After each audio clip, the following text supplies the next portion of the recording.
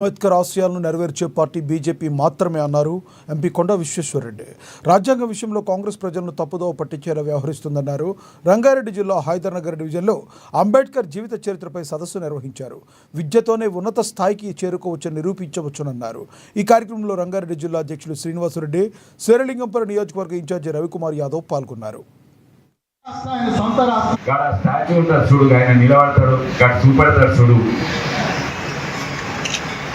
అంటే నవ్వన్నాడు, గట్టి దిక్కు చూపెట్టేటోడు కాదు కదా, దేశానికే దిక్కు చూపెట్టిన మహానుభావుని సాక్షి దగ్గర ఉన్నాడు.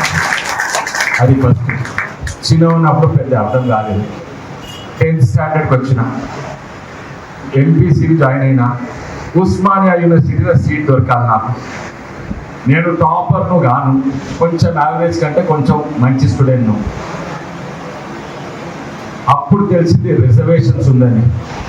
ఈ రిజర్వేషన్స్ ఉన్నందువల్ల నాకు అన్యాయం, ఎందుకంటే నాకు తక్కువ మార్క్స్ ఉన్న వాళ్ళకి దొరుకుతుంది, నాకు ఉస్మానియా దొరకలేదని. అంబేద్కర్ వల్లనే నాకు సీటు దొరకలేదని నాకు కొంచెం కోపం ఉండే. అయితే నా అవగాహన అది ఉండేదన్నమాట. ఇక్కడ ఎవరైనా దళితుల మిత్రులు ఉంటే కొంచెం ఓపిక పట్టుకోండి.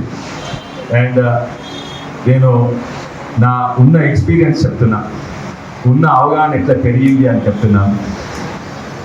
అయితే దాని తర్వాత ఊర్లల్లో ఎక్కడ పోయినా అంబేద్కర్ గారి స్టాచ్యూ, గాంధీ గారి స్టాచ్యూ ఉంటుంది. తర్వాత రాజకీయాలను జాయిన్ అయినా. అప్పుడు రాజకీయాలు జాయిన్ అయింది కేవలం ప్రాంత అభివృద్ధి కొరకు, ఎందుకంటే చిన్న రాష్ట్రాలు ఉంటేనే దేశం అభివృద్ధి అవుతుంది. నాకు తెలియదు అంబేద్కర్ గారి ఐడియాలజీ కూడా తెలియదు. రాజకీయాల తెలంగాణ కూడా కొట్లాడినప్పుడు నాకు తెలియదు. ఏంటంటే అంబేద్కర్ గారి కోర్ ఐడియాలజీ ఏంటంటే అది చిన్న రాష్ట్రాలు అయితేనే దేశం అభివృద్ధి అవుతుంది.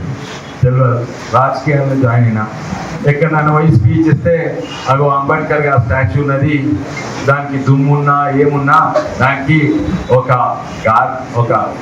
గార్లెండ్ వేయాలి. ఎందుకంటే దేశ రాజకీయాల్లో అరుదైన